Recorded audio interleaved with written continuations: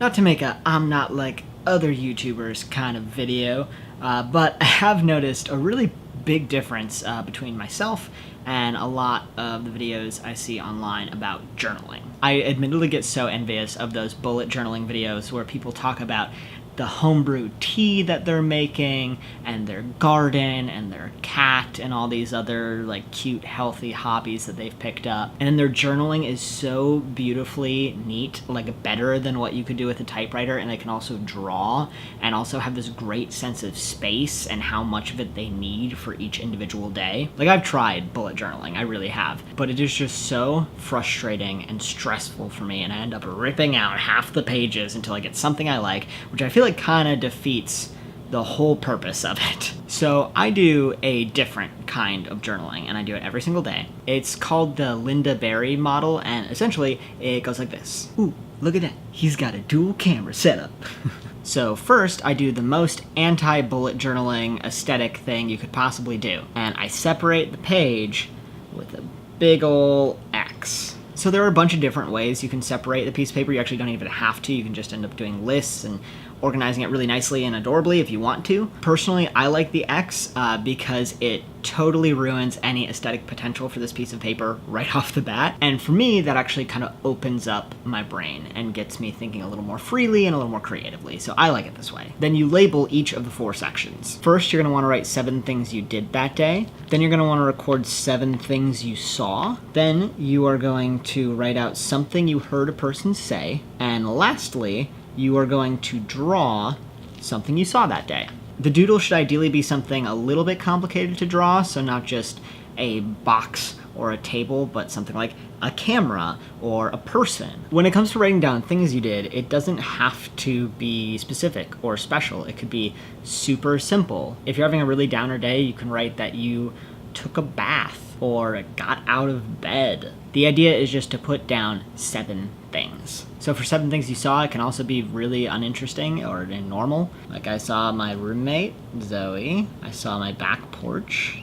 I saw a steamy, sweet potato.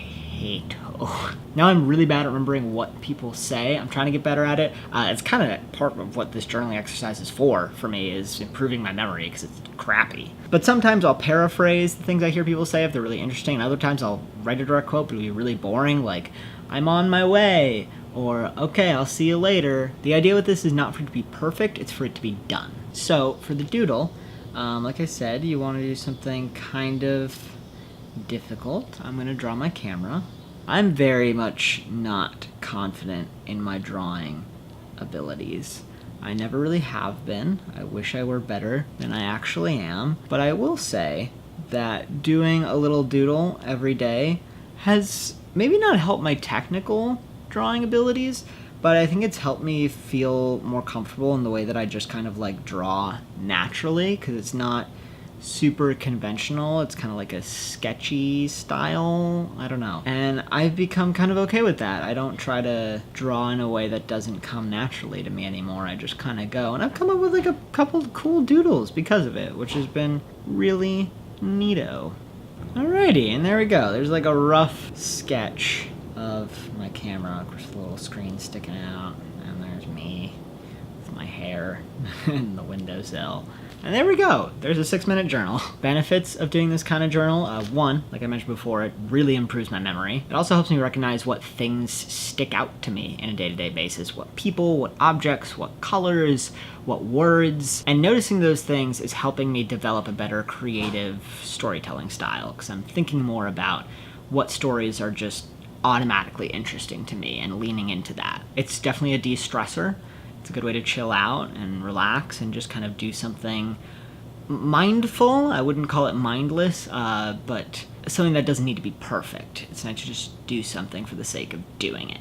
And lastly, I'd say it gives me a minute to reflect and think about my day. While I write this stuff out, I get just a couple minutes to ponder whether or not my day was active or inactive, how I felt about that. I think about if anything significant happened today or not really. As I go through journaling day by day, I start to realize patterns of, oh, I've been really social this past week, or I've been spending a lot of time by myself, I've been cooking a lot, I haven't been cooking so much, etc., etc., etc. It's some crafted self-analysis is how I'll phrase that. And I like it. I like this process. If you'd like to try something like this yourself, I'll put down the list of kind of like things you do in the description below, just so you can read over it or have it on hand. If you don't know who I am, my name's Connor O'Keefe. I make videos about gender stuff and sexuality and also creativity and sometimes nerdy things. I hop around a little bit. I'm working on that. You could watch other videos to hear about how I'm still working on that. Thank you so much for your time and your energy. If you want to see more of me, maybe hit subscribe. If you don't, that's okay too. Just thanks for being here. I appreciate it. If all goes well, I will see you next Thursday. Bye.